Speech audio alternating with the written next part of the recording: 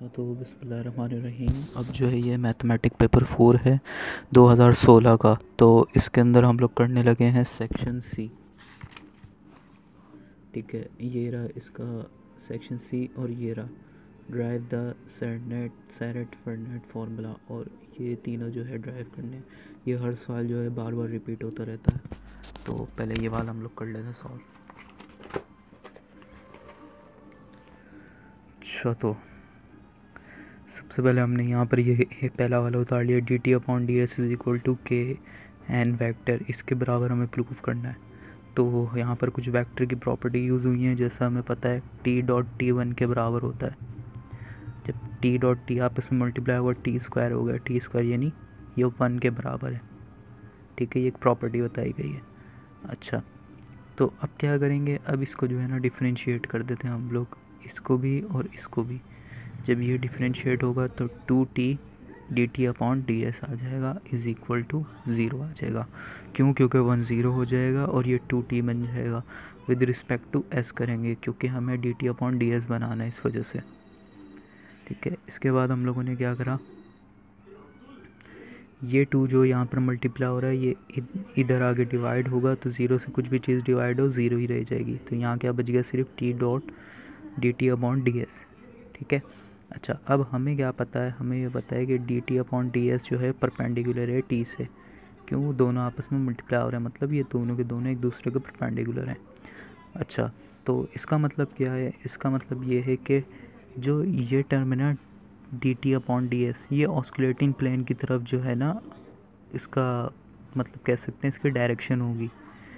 तो ये बातें समझाना, इसको मैं आपको डायग्राम से समझा सकता हूँ, लेकिन बात वही है कि ये बहुत ज़्यादा फिर कॉम्प्लिकेटेड हो जाएगा। तो इसलिए बेहतर है कि आप लोग ना करें, जस्ट ये लाइन याद कर लें। क्योंकि ये सवाल हर साल रिपीट, मतलब हर 2 साल बाद ये एक दफ़ा रिपीट होता है। तो इसलिए ये सवाल के बस आप ये स्टेप याद कर लें, डायग्राम के चक्कर में नहीं पड़े वरना आप लोग कन्फ्यूज़ हो जाएंगे। ठीक है, अच्छा तो उसके बाद हम लोगों ने क्या करा, hence N vector and D T vector upon D S are parallel. ठीक है, मतलब क्या है इसका कि D T upon D S के साथ एन जो है वो एक पैरेलल है। अच्छा जब ये एन जो है पैरेलल है तो क्या हो जाएगा, N is equal to D T upon D S और डिवाइड में क्या टर्म चली जाएगी, D T upon D S का मॉड। ठीक है, ये एक फार्मूला है, ये वेक्टर का आप लोगों ने पढ़ा होगा। फार्मूला क्या कहता है, vector divided by vector mode, ये लिखा हुआ है यहाँ पर फार्मूला। तो इस फार्मूले के मुताबिक जो है ना हमने वैल्यू रख दी। ठीक है, अच्छा अब क्या करा, अब ये यहाँ पर ये मॉड वाला है, ये उठाकर अब यहाँ चला जाएगा, क्या बन जाएगा, D T upon D S is equal to N और ये टर्म बन जाएगी। ठीक है, अब ये टर्म जो होती है ना ये बराबर है के के। ठीक है, ये वाली टर्म पूरी के बराबर है। तो क्या आ गया यहाँ पर, एन वेक्टर और के, जिसको हम के या एन वेक्टर भी कर सकते हैं। तो यही चीज़ हमें यहाँ पर प्रूव करनी थी और ये चीज़ यहाँ पर प्रूव हो चुकी है। ये हो गया हमारा पहला। ठीक है, अब हम लोग चलते हैं दूसरे की तरफ। दूसरा है ये रहा, दूसरा क्या है, D B upon D S बराबर है, ये डी बी है। ठीक है ना, ये मैं यहाँ पर लिख देता हूँ सही से, D B is equal to D B upon D S is equal to किसके है, माइनस, इसको बढ़ते हैं टॉरिजन, टॉर्शन भी कहते हैं इसको। ठीक है, तो टॉर्शन और एन, ठीक है ये एन है, इस चीज़ के बराबर ये सवाल है हमारा, प्रूफ करना है। तो सोल्यूशन लिखा, सोल्यूशन लिख लेने के बाद हम लोगों ने क्या करा, हमने कहा कि बी डॉट टी बराबर है किसके, 0 के। ठीक है, क्यों, देखें यहाँ पर हमें क्या लेना है, बी लेना है। यहाँ पर हमने क्या लिया था, टी लिया था, ऊपर टी था हमने टी लिया था, यहाँ पर बी है तो हमने बी डॉट टी ले लिया। ठीक है, तो बी डॉट टी 0 के बराबर हो गया। इसको फिर डिफ्रेंशिएट करा विद रिस्पेक्ट टू एस। जब इसको विद रिस्पेक्ट टू एस हम लोग डिफ्रेंशिएट करेंगे तब क्या हो जाएगा, यहाँ पर हमारे पास ये टर्म हमारे पास बनकर आ जाएगी। ठीक है, T D B upon D S plus B dot D T upon D S.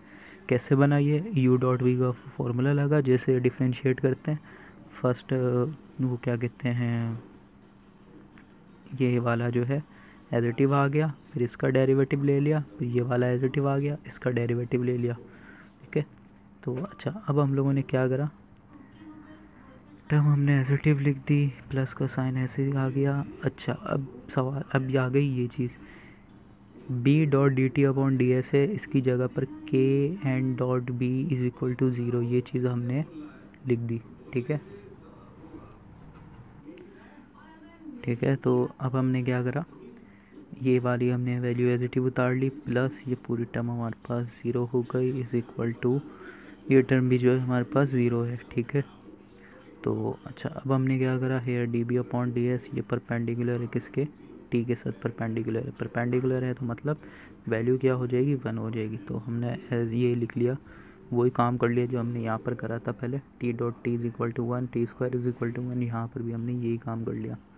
ठीक है, उसके बाद फिर वही हमने काम करा जो पहले करा था, डिफरेंशिएट करा विद रिस्पेक्ट टू एस, यहाँ पर भी डिफरेंशिएट करो विद रिस्पेक्ट टू एक्स, ये वैल्यू बन गई हमारे पास, 2 इधर गया, डिवाइड हुआ, कैंसिल हो गया, ये चीज़ हमारे पास बच गई। ठीक है, अच्छा, तो उसके बाद हमने क्या बताया कि ये चीज़ जो है ना पैरेलल है किसके, एन के साथ पैरेलल है। तो उसके बाद क्या हो गया, एन इज़ इक्वल टू, ये इस टर्म के बराबर आ गई हमारे पास D B upon T S, और डिवाइड के अंदर D B upon D S का मॉड। ठीक है, तो ये जो है मैं आप लोगों को बता चुका हूँ, ये मॉड किसके बराबर होता है, के के बराबर होता है। ठीक है, तो अच्छा, यहाँ पर है,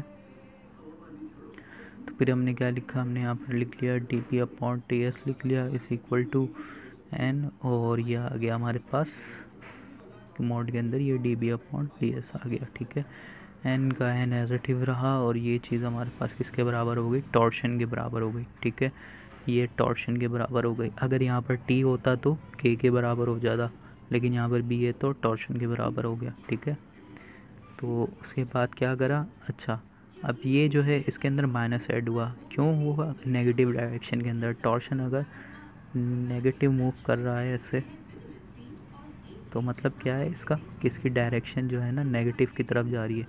ठीक है, तो इस वजह से जो है ना यहाँ पर हमने माइनस टॉर्शन एन कर दिया नेगेटिव डायरेक्शन के लिए। पॉजिटिव डायरेक्शन के लिए ये पॉजिटिव ही रहेगा।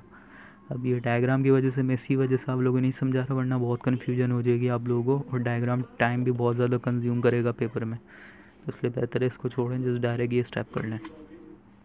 अब तीसरा और सबसे आसान आ गया, क्या है, D N upon D S is equal to torsion B minus K T, इसके बराबर प्रूफ करना है। ठीक है, अब N is equal to B multiply by T. ठीक है, ये चीज़ आपको याद रखना है, ये जो फेरेट सरनेट का फॉर्मूला है ना, ये इसी के गिर्द घूम रहा है, इन तीन वर्ड के बीच में घूम रहा है, एन बी टी के दरमियान। ठीक है, तो ठीक है, हमने ये फॉर्मूला के मुताबिक बता दिया, N is equal to B multiply B, फिर डिफ्रेंशिएट करा विद रिस्पेक्ट टू एस। क्यों करा, क्योंकि हमें नीचे एस चाहिए, इस वजह से हमने ये करा। ठीक है, तो एस, इसको डिफ्रेंशिएट कर दिया हम लोगों ने, ये ब्लर हो रहा है।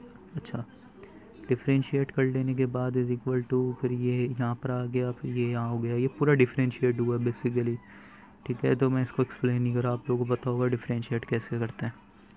अच्छा, अगर नहीं पता हो तो आप लोग पूछ सकते हैं, मैं बता दूंगा। तो B multiply by D T upon D S की जगह पर क्या आ गया, जैसा कि मैंने बताया था, क्या वैल्यू है किसकी, जैसी हमने अभी निकाली थी, के और एन।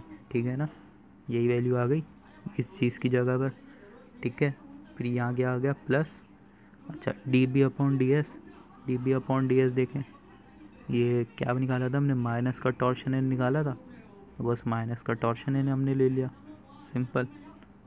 अच्छा, उसके बाद क्या करा हम लोगों ने, ये जो है ये टी हमने मल्टीप्लाई कर लगा दिया हमने यहाँ पर। अच्छा, ठीक है, अब क्या करा, ये कोई माइनस का साइन नहीं है, कंफ्यूज नहीं हो जाना भाई।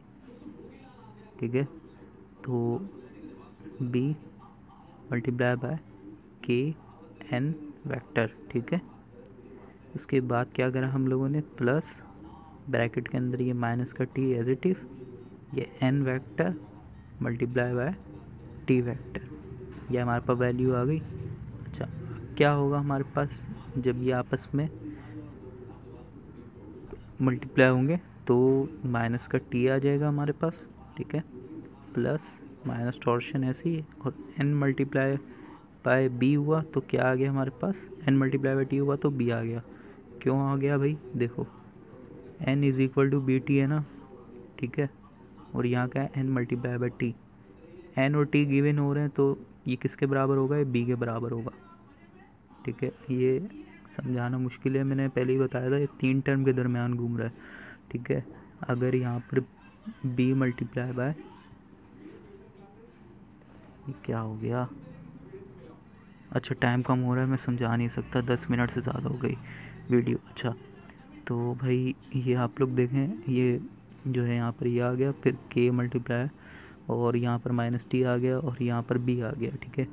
तो फिर उसके बाद क्या हुआ, ये आपस के अंदर जो है मल्टीप्लाई हुआ और ये टॉर्शन b बन गया माइनस k और t वेक्टर बन गया, तो ये इसके बराबर प्रूव हो गया, ठीक है। मैं समझा नहीं सकता क्योंकि 10 मिनट से ज़्यादा की वीडियो अपलोड नहीं होगी यूट्यूब पर, तो उम्मीद आप लोग समझ जाएंगे कि ये पेज है, ये पेज नहीं है, इसलिए परेशान मत होना, ठीक है ना। पहला पेज, दूसरा पेज और ये तीसरा पेज, ठीक है। अल्लाह हाफ़िज़।